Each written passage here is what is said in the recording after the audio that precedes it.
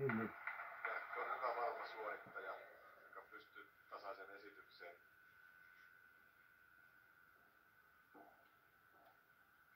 Tässä 1,5 volttia, tai oikeastaan 1/4 volttia etunojaan.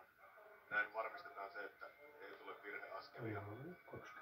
Niin on helpompi ottaa alas etunojaa.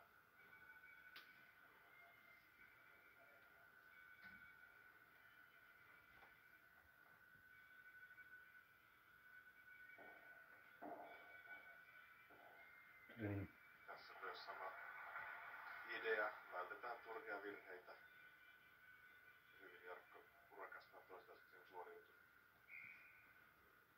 Näin merkki, että on 20 sekuntia aikaa päättää liikesarja. Eli suorituksen kesto on 50–70 sekuntiin, jos on ali tai yli tuon.